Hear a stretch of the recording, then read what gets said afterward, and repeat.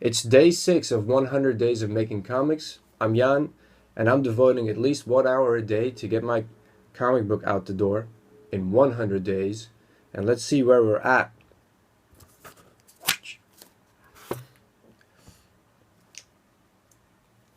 I've been making some more designs for my little crawler type thingy. One is more straightforward, easy to draw if I'm going to have to draw it a lot of times. Or maybe it's going to be a different one for a different captain altogether. The way I imagine his moving is very much like a caterpillar, and then you've got giant wheels to crush anything in its path with a viewport up here. This thing is so big, it's got its own scaffolding, if you will. Steel girders. This is the size of a human being. Towards its back. The idea for the ships are that they're basically mining for materials and grinding them up and bringing them back, because this society is, like our society, very much in need of raw materials and running out, so they go through extreme lengths to find new ones. Okay, what's up? Stop texting me. The other one I thought of, which I am more fond of, a different kind of design, is a little bit more makeshift with like some kind of robotic arm folded up.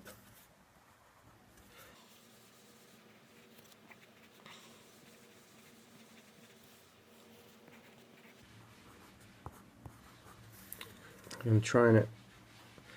The thing I've been trying to work on the last day or two is to really speed up my sketching, because I just get carried away doodling and like trying to make things look pretty.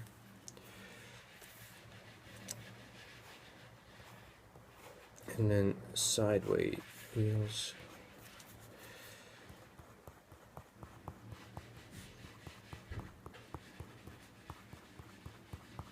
Which is why I am drawing this live to kind of prove my point of drawing faster.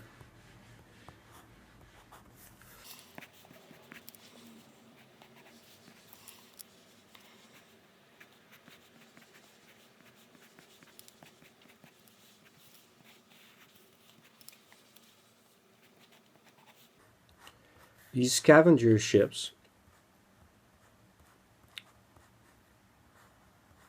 I like the idea of them having been cobbled together themselves and scavenged. And the upper decks, I like the idea of it being like a scavenged airplane or something, but not our kinds of airplanes, one with lots of viewports, because that's cool.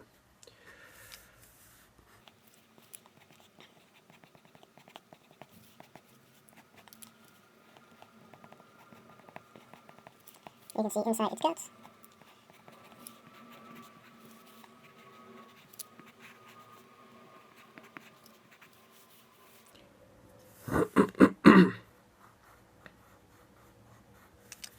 So today is another beautiful day in rainy London, and rain unfortunately means for us here at the household, me and my 6 Italian friends, no internet. So there's already talk from some of the flatmates to get a different company altogether, to go fiber optic, something to prevent this ridiculous problem, which is really, the internet has become so pervasive that when it goes down for a day, we get very upset and we don't know what to do with our time. Um, Now, I've got plenty of things to do, but I do miss it. I'm not gonna lie. Not having the internet in this day and age is like not having magazines, not having television,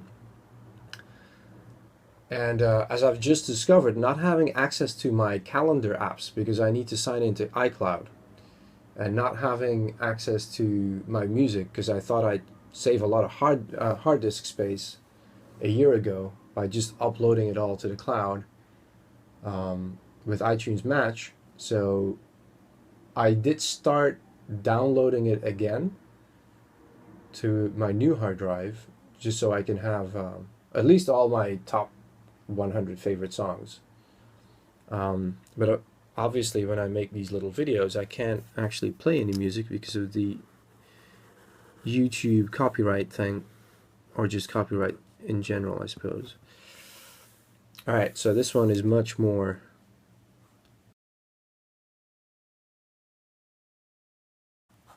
You can see inside a little bit. There's different levels because it's ginormous.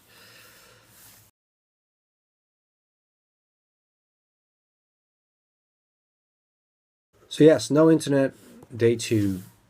I think what I'm going to try for this video is I am going to...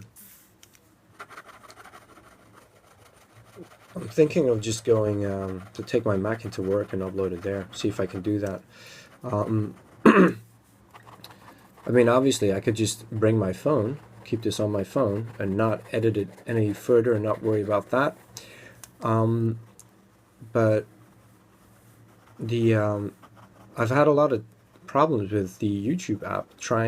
I've tried it before, and it always gives me some error like half an hour in, so it doesn't happen.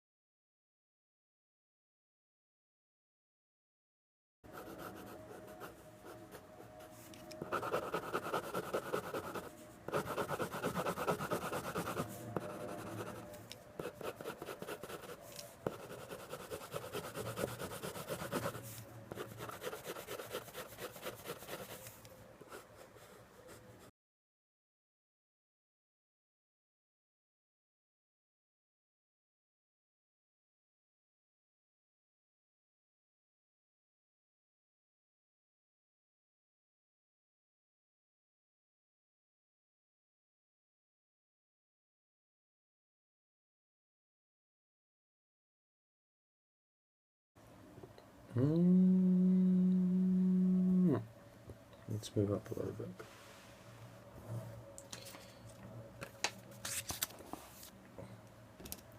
What else have I been doing? So, in order to speed sketching up a little bit, I've been going a little crazy. Let's see if I can grab my bill folder from work.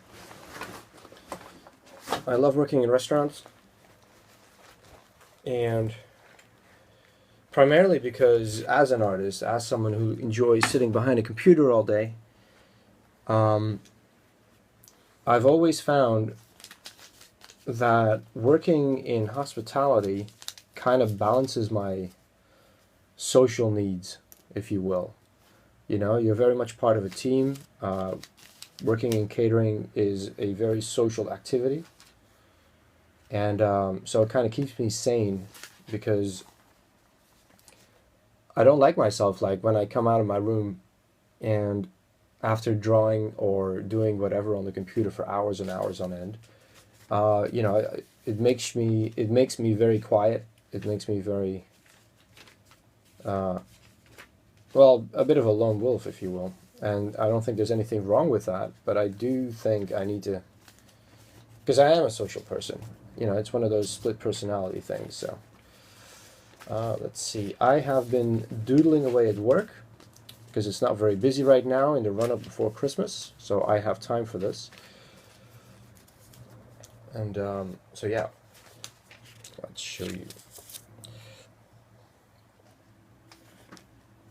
Little ideas go on little pieces of paper, This is actually, I'm thinking about the opening pages and having some characters for the reader to experience the story through. And so I'm thinking of like either having a new kid or a new character on the ship who's new and who has to be taught the way of how they do things on this ship and be introduced to everyone on the ship along with the reader. I think that's a nice storytelling technique. Some of the kids I've been trying to cut down on rendering everything out and going into massive detail. So I was just looking at silhouettes. Um, the story I have so far for the kids is that they're practically slave labor. Um, they're very much like castaways, runaways, caught up on some kind of pirate ship mining vessel, um, living in ragged clothes and kept apart from the rest of the crew, who get to live a little bit more in comfort, but also not very much, and who are also not very nice to them, which gives them another reason to run off. And so they have to be locked up, if you will. Not that there's anywhere to run to, because this inhospitable place where they are, no one lasts very long out there. Plug for my Instagram. This is one of my colleagues, two of my colleagues. I try and draw colleagues and customers every day just to keep my portrait skills up. That's Michael. Say hello, Michael. Going very basic. The classic looking at a map scene, like where we're going to go and what the plan is, just boxing it out in pen.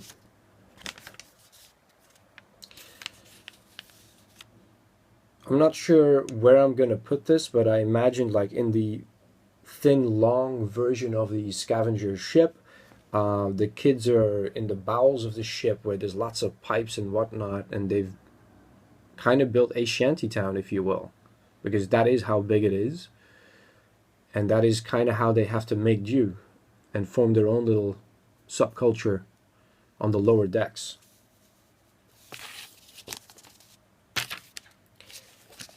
Let's keep that here.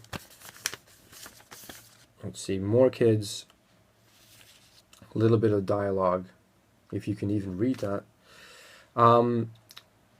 Instead of having a kid being introduced as one of the newcomers, I thought like, well, what if one does get so desperate that he does run away and then gets caught by a different captain? So then I can have two ships talking to each other,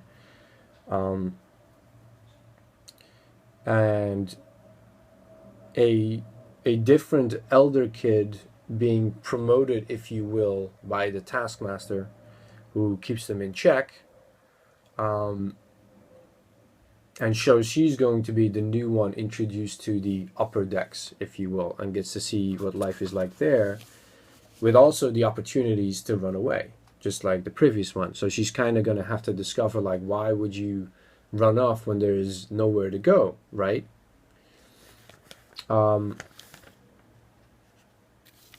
Runaway getting caught in ruins. Even though this is very much inspired by Alien, it's kind of inspired by the gist of it and some of the broader outlines. Not necessarily it's about an actual alien. So here I thought, like, well, what is the signal about? Where did they get the signal from? Well, what if the signal? Well, it could be a signal, but it could also be a clue.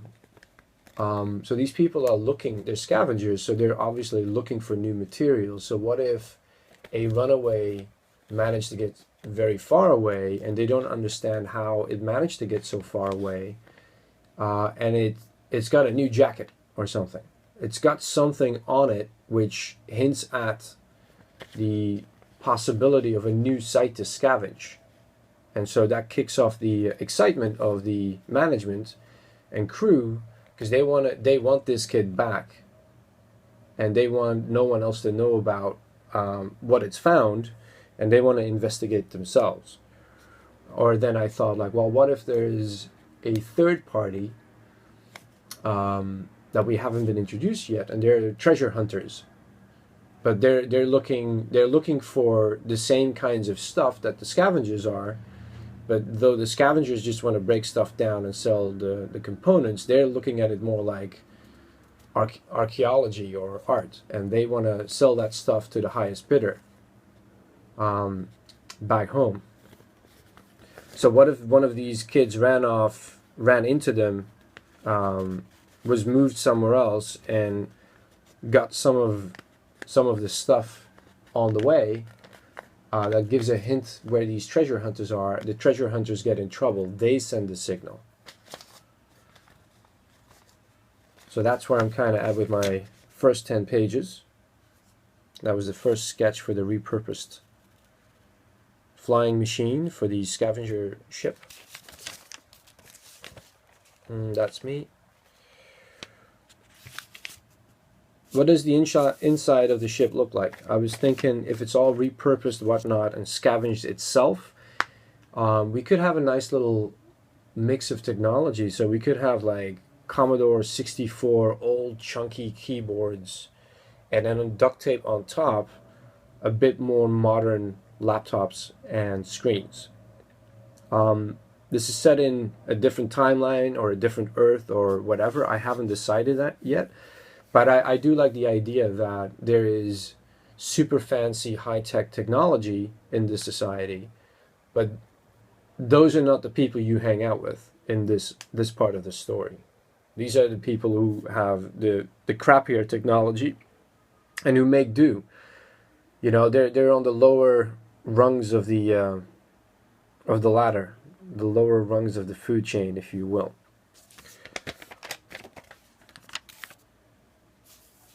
The taskmaster grabbing one of the kids and throwing it back in the dark where they keep him. Random sketch of a customer having a meal. I might actually upload that to Instagram. I forgot I had this one. That's nice. So yes, day 6. Lots of little sketches. I have not been sitting still just because I didn't have an hour at home. Yesterday, I did a full day shift after 4 hours sleep, and then raced off to the center to meet up with some friends for a birthday party, which was amazing. If you like Turkish food and you like meat, I can totally recommend FS2 near Great Portland Street. It was really, really good. I'm still stuffed. I don't know when I will eat next. I'll definitely go vegetarian for a couple of days. Oh, yes, let's put that away. So yeah, that's my day 6. It's a bit low key. I'd like to make one more drawing right here, right now. And I'd like to upload this as it is. I'm going to have to find out how I can go beyond the 10-minute rule that YouTube always had. I'm pretty sure that there's an option somewhere on my profile that if you're in good standing, you're allowed to upload longer videos. That being said, we're at the 20-minute mark, and